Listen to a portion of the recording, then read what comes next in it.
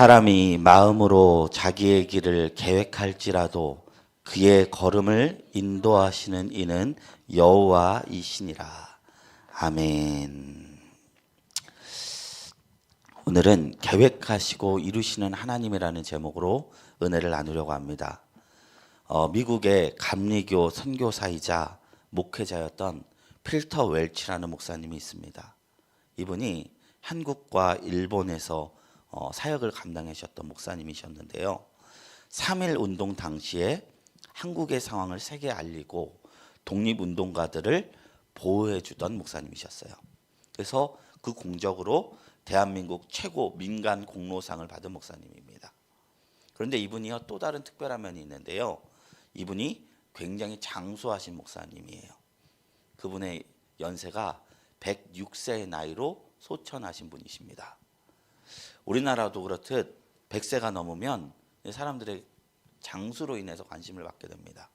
근데 그분이 101세가 되었을 때 기자들이 찾아와서 질문했다고 합니다. 이런 질문했겠죠. 인생 그렇게 길게 사시면서 느낀 점이 어떻습니까? 장수의 비결이 무엇입니까? 이런 질문을 하다가 어떤 기자가 이런 질문을 했대요. 과연 100세가 되면 어떤 걱정을 하며 삽니까? 라는 질문이 나왔대요. 그때 필터 웰치 목사님이 이렇게 말씀하셨다고 해요. 제가 70의 목회를 은퇴했습니다. 근데 제가 은퇴하던 날 깨달은 점이 있었는데 내가 너무나 많은 염려와 걱정을 하고 살아갔다는 사실이었습니다. 밤이나 낮이나 앞으로 일어날 일들을 고민하면서 일평생을 살아왔다는 것을 깨달았는데 돌이켜보니 미리 예측하고 염려해본들 대부분이 일어나지 않는 일들이었고 그걸 안고 고민하는 시간이 훨씬 더 괴로웠다는 사실이었습니다. 70세가 되고 은퇴하는 날 나는 남은 여생을 염려하지 않고 살겠다. 주께 맡기고 살겠다라고 결심했다고 말했습니다. 그렇게 인도를 받고 살아온 30년의 삶이 걱정하며 살던 70세의 삶보다 더 귀하였습니다. 하나님께서는 내 노년을 인도해 주셨으니 앞으로도 지금까지 걱정이 없습니다. 이렇게 답변하셨다고 합니다. 염려를 버리라는 메시지는 목회자들이 가장 자주 하는 메시지이기도 합니다. 아마 이 목사님께서도 설교를 수도 없이 하셨을 것입니다. 그러나 본인은 정작 70이 되기까지 깨닫지 못하고 그 무거운 짐을 벗지 못하셨다는 거예요.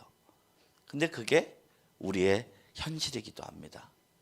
우리는 두 발을 땅에 딛고 살고 있기 때문에 밤이나 낮이나 내일 어떻게 살아야 되는지 걱정하고 살게 된다는 사실이죠.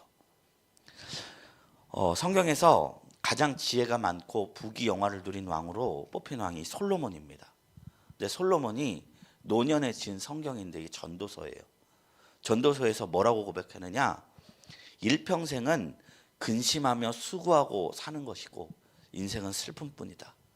마음은 쉬지도 못하고 밤에도 쉬지 못하니 인생이 입김과 같아 헛되다 이렇게 말했습니다.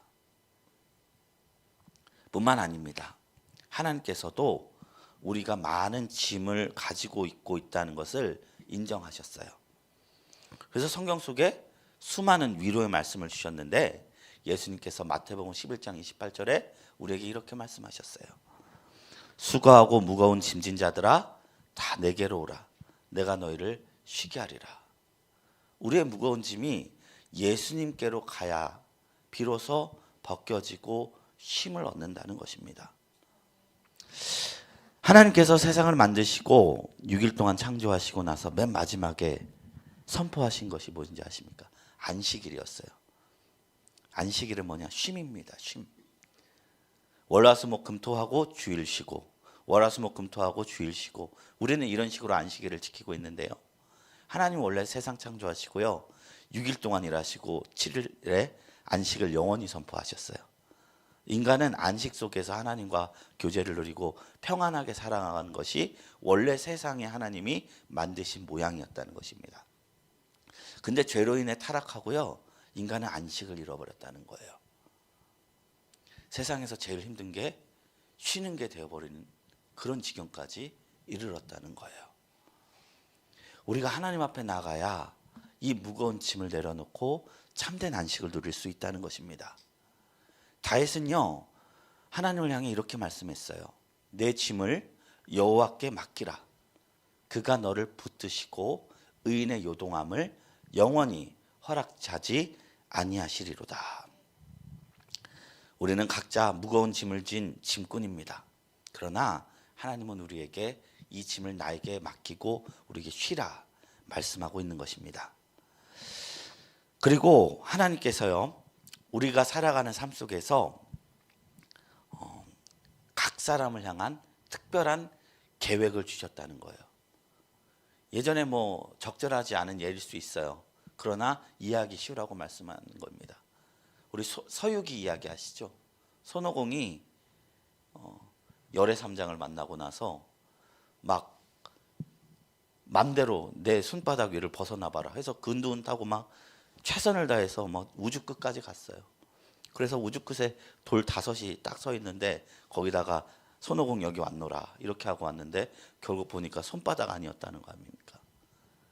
하나님이 우리의 인생 제멋대로 살아가는 것 같고 내 열심, 내 열정, 내가 가지고 있는 것으로 살아가는 거라고 생각했는데 결국 우리의 자유가 하나님의 계획 안에 있다는 것입니다. 우리가 살아가며 겪는 모든 희노애락이 결국 하나님께서 우리에게 겪고 있는 계획과 인도 안에 속했다는 거예요. 이 사실을 깨닫는 것만으로도 우리가 많은 짐을 내려놓을 수 있습니다. 사람은요, 아무리 많은 것을 가지고 다양한 것을 가지고 있다고 해도요, 단 한 가지의 부족함을 느껴도 절망을 느낄 수 있는 존재입니다. 따뜻한 방에서 맛있는 음식을 먹고 있고 살아가는 가족이 있어요. 근데 그 방 온도가 영하 15도예요. 평안할까요? 평안하지 않을까요? 평안하지 않아요. 예, 맛있는 음식 먹고 방 따뜻해요. 근데 물을 3일 동안 먹을 수 없어요. 평안할까요? 평안하지 않을까요? 평안하지 않습니다. 단 한 가지만 없어도 우리는 바로 절망에 빠질 수 있는 존재라는 것입니다. 마귀는요, 우리를 그걸 너무 잘 알고 있기 때문에 우리의 만족감을 건드립니다. 너는 이게 부족해. 너는 이게 없어. 그것에 집중하다 보면 삶이 즐겁지 않고 힘겹습니다. 그렇지만요, 그 모든 어려움 가운데서도 성도의 삶을 하나님께서 주관하여 주십니다. 절망이 있더라도 슬픔이 있더라도 부족함이 있더라도 하나님의 계획 아래 우리가 있다는 사실을 기억한다면 우리의 삶의 마지막이 이 모습이 아니라는 것을 우리가 기억할 수 있고요, 믿을 수 있고요, 하나님이 우리와 함께 하셔서 우리가 믿음 안에서 넉넉히 이길 수 있다, 우리를 이끌어 주신다, 계획의 중간이다, 우리에게 그러니 소망이 있다 여길 수 있는 것입니다. 성경에는요, 사람이 2,000명이 나와요. 근데 그들의 인생이 다 똑같지 않습니다. 아브라함의 인생이 다르고 모세의 인생이 다르고 요셉의 인생이 다르고 야곱의 인생이 다 다릅니다. 주일학교를 아마 다니셨다면 그 신앙 인물의 삶을 우리가 다 알 것입니다. 우리는 성경을 공부하면서 그들이 얼마나 위대한 신앙을 가졌는가를 주로 이제 공부할 때가 있어요. 근데 우리가 성경을 자세히 읽어보면요, 성경은 이들을 위인처럼 기록하지 않았습니다. 오히려 그들의 단점, 유약하고 부족하고 믿어야 되는데 믿지 못하는 점을 담백하게 담은 내용이 참 많아요. 왜 그럴까요? 성경의 주인공은 사람이 아니라 하나님이시기 때문입니다. 부족하고 연약하고 위인전처럼 승리하는 일들만 하지 않았음에도 하나님의 그 인물들의 삶을 각자의 사정에 맞게 인도하시며 완성시킨 이야기라는 것입니다. 우리가 믿음의 조상이라고 부르는 아브라함도요, 하나님 앞에 칭찬받을 것은 단 하나였어요. 뭐냐? 갈 바를 알지 못했을 때 하나님이 가라 했는데 그냥 뒤도 안 돌아보고 간 거 그거 하나였습니다. 그건 하나님이 칭찬하셨는데요, 그 이후 보면요, 그 첫 발자국 이후 보면요, 그는 실패의 연속을 달았습니다. 처음 가나안 땅에 하나님이 명령하신 땅에 도착하니까 무슨 일이 벌어졌느냐? 그 땅에 가뭄이 든 거예요. 혼란스러웠겠죠. 하나님이 적과 꿀이 흐르는 아주 복토에 데려다 줄 줄 알았는데 간 곳이 기근의 땅이라니. 즉시 그는 그 하나님 명령하신 그 땅을 떠나서 밑으로 지나가면 이집트가 있거든요. 이집트로 갔어요. 남방. 그래서 그곳에서 그 이방인들이 자기를 죽일까 봐 자기 아내를 동생이라고 속였습니다.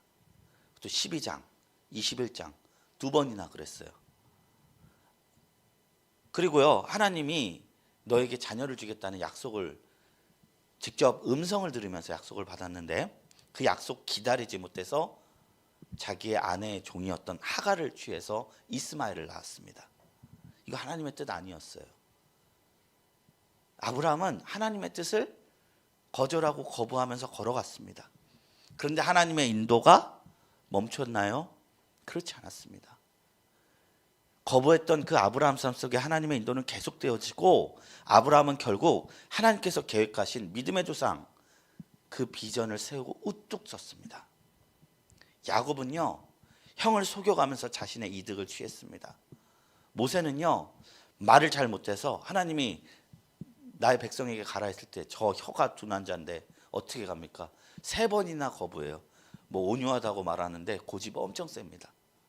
주여 보낼 만한 자를 보내소서. 하나님이 눈과 귀와 입과 혀를 만드시니까 누구냐? 그냥 가라 해서 그제서야 갔어요. 엘리야는요, 엘리야라는 사람이 있는데 이 사람이 나라가 다 하나님을 거부하고 홀로 하나님을 잘 믿던 사람인데 그가 수백 명의 이방인 선지자들과 영적 대결을 해서 승리했거든요. 그런데 그 이후에 우울증 걸려갖고 그냥 아무것도 못하고 그냥 로뎀나무 그늘 안에서 하나님 저 죽여주세요.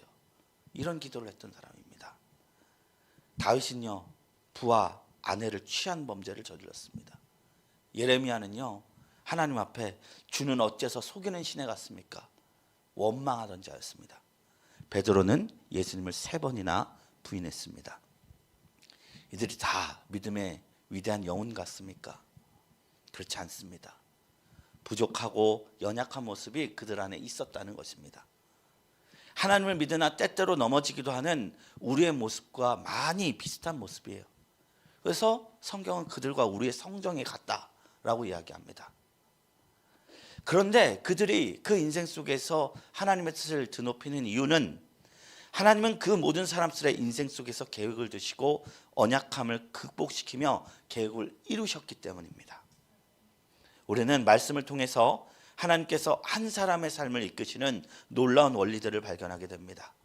하나님께서는 비록 성도들이 부족하고 연약할지언정 하나님의 성실하심으로 아름답게 아름다운 결말을 맞이하게 해주신다는 것입니다.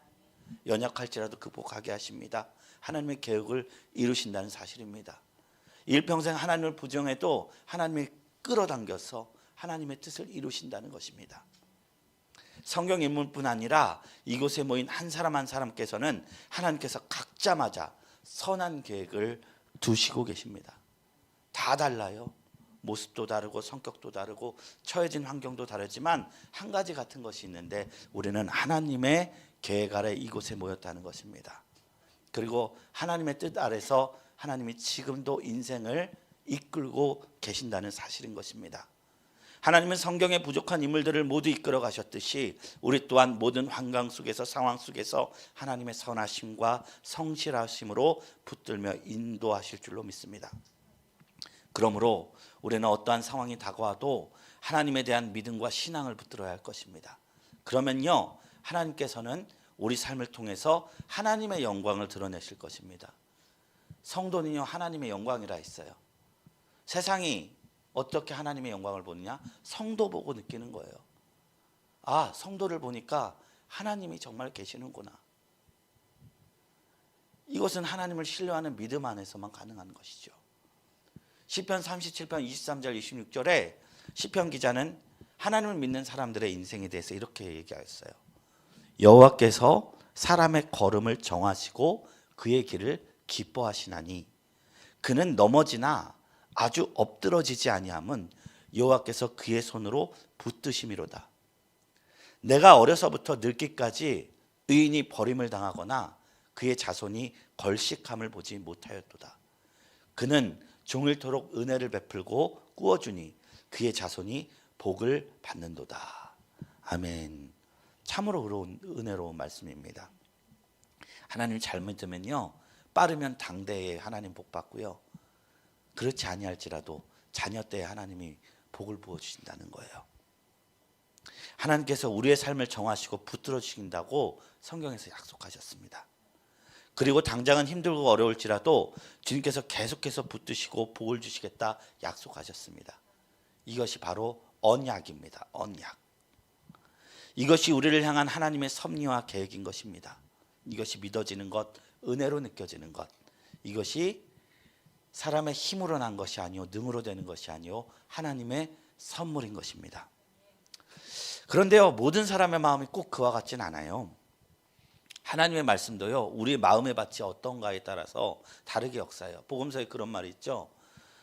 천국은 마치 땅에 뿌려진 씨앗과 같은데, 한 씨앗은 길바닥에 뿌려지고 한 씨앗은 돌짝밭, 하나는 가시밭, 하나는 옥토에 뿌려졌는데, 씨앗은 다 생명력이 있는데 어떤 것은 싹도 나지 않고, 어떤 것은 싹이 나다가 부서지고, 어떤 것은 다 잎은 청청한데 열매만 못 맺고, 어떤 것은 열매까지 싹 맺어요. 하나님의 말씀이 우리 마음밭에 어떤가에 따라서 다르게 역사한다는 것입니다. 어떤 사람은요, 하나님이 내 삶을 정하시고 이끌었다는 사실, 그것이 은혜라는 사실로 믿어지지 않고 하나님 믿는데 오히려 장애물이 되기도 해요. 데살로니가 3장 2절에 보면, 그래서 믿음은 모든 사람의 것이 아니라고 말하고 있습니다. 하나님을 믿기 거부하는 분들이나 믿음 가운데 있으면서도 하나님에 대한 오해가 있는 분들은 하나님이 나의 인생을 주도하시며 인도하는 사실이 오히려 은혜가 아닌 분들도 계세요. 하나님의 계획대로 산다는 것이 나의 주권이 침탈당하는 것처럼 느껴지기도 한다는 것입니다. 그리고 이런 오해를 해요. 정해진 길을 가는 것인가? 그러면은 사람은 운명대로 사는 것인가? 그런 것처럼 들린다는 것이죠. 그런데요, 운명과 하나님의 계획은 아주 근본적인 차이가 있습니다. 그것을 조금 어려운 얘기를 할게요. 하나님은요, 계획서를 만들으시고 착착착 이루시는 방법으로 하는 게 아니라요, 날마다 새로운 세상을 창조하시면서 이 세상을 이끌어간다는 거예요. 그래서 이게 하나님께서 우리에게는 과거와 현재와 미래가 있지만요, 하나님은 매 순간이 현재시거든요. 계획이 곧 실행인 것입니다. 그래서 하나님은 만세 전에 우리의 삶을 계획하셨지만 동시에 우리의 삶을 현재로서 이끌어가고 계세요. 이게 조직신학에서 하나님의 섭리에 대한 개념이거든요. 리크레이션. 하나님은 세상을 옛날에 만들어두고 뭐 시계처럼 돌아가게 만드는 것이 아니라 하루하루를 매일을 현재로 창조하시며 지금 역사하고 계신다는 것입니다. 굉장히 쉬운 이야기 지금 나눴습니다. 이야기가 이거 이해하신다면 신학교 조직신학 강의 하나를 뛰어넘으신 것입니다. 축하드립니다. 어쨌든 제가 말씀드리고 싶은 것은, 운명론과 하나님의 계획은요, 어떤 차이가 있느냐? 운명은 과거에서 미래를 보려는 태도예요. 그래서 점을 보죠. 그런데 하나님의 계획은 뭐냐면요, 이루어진 뒤에 과거를 보는 게 더 가깝습니다. 그래서 비로소 하나님의 섭리를 이해할 수 있다는 거예요. 운명을 믿는 사람들은 자기의 미래를 알고 싶어 합니다. 그래서 점을 칩니다. 정한 미래가 있다고 믿기 때문에 고통스러우면 고통스러운 대로, 악하면 악한 대로 삶의 자리에 그저 주저앉습니다. 오늘 삼재야 하면은 그냥 그 삼재가 언제 올까 두려워하는 게 운명을 믿는 사람의 자세인 것이죠. 그런데 하나님이 우리에게 점치는 것을 가증한 것이다라고 했어요. 미래를 알려는 것 자체가 가증한 것이다라고 했어요. 성경에서 예언서들 있잖아요. 미래를 알려주는 예언서. 그거 가까이 읽어보면요, 미래 어떻게 되겠다 이런 말 안 해요. 하나님이 너희가 순종하면 내가 회복할 것이고, 순종치 아니하면 이방 민족 일으켜서 너희 망할 것이다. 거기서조차 하나님이 너의 미래가 너희 지금 어떠한 삶을 살고 있느냐에 대해서 얘기해 주는 거예요. 그래서 예언은 미래의 일을 이야기하는 것이 아니라 하나님의 뜻을 말하는 것입니다. 근데 우리는 예언을 어떻게 생각하죠? 미래 어떻게 될까? 하나님은 우리의 미래를 철저히 감추시길 원합니다. 하나님만 아시길 원합니다. 다만 우리에게 그 한 가지 사실 주어줘요. 내가 너의 삶에 선한 계획을 갖고 있으니 보호하고 이끌겠으니 약속 믿고 굳게 서라는 사실인 것입니다. 그러니 우리에게는 그 약속을 붙들고 살아가야 할 순종과 믿음의 영역이 우리의 인생 속에 있다는 것입니다. 그래서 성도들이 믿음으로 살아가는 것이 매우 중요합니다. 하나님의 계획이 있음을 믿고 최선을 다해 살아가야 합니다. 그러면요, 우리는요, 하나님의 계획이 내 삶 속에 있었구나 반드시 고백하는 날 온다는 것입니다. 그 살아내는 과정 속에서 성도들은 하나님의 선하심을 맛보게 되고 그것을 뒤돌아보며 찬양한다는 것입니다. 약속을 믿는 과정, 그 약속이 성취되는 것, 그것이 하나님의 계획의 본질인 것입니다. 오히려 우리는 알 수 없기 때문에, 오히려 그러기 때문에 하나님의 계획과 운명과는 근본적인 차이가 있다는 것입니다. 우리에게 약속이 있습니다. 계획이 있습니다. 그러곤 하나님께서 다 가리셨습니다. 미래를 도저히 알지 못합니다. 과거도 우리가 바꿀 수 없고요, 미래도 하나님이 감췄어요. 오직 우리에게 현재만 주어졌어요. 하나님이 때로 우리에게 음성 주시고 인도 주시는데요, 그게 성경에서 어떻게 표현하냐면 세미한 음성이다라고 표현해요. 자세히 듣지 않으면 이게 하나님의 음성일지도 모를 정도로 하나님이 우리의 인생에게 음성 줄 때 세미하게 주신다는 거예요. 우리가 인식하지 못할 수 있을 정도로. 그래서 우리는 그것을 못 보고 미숙한 모습도 보일 수 있고, 그게 내 생각이었거니 라고 생각할 수도 있고, 부족한 모습도 보일 때가 있습니다. 아까 말씀드렸듯이 아브라함이 하갈을 맞이했을 때처럼요.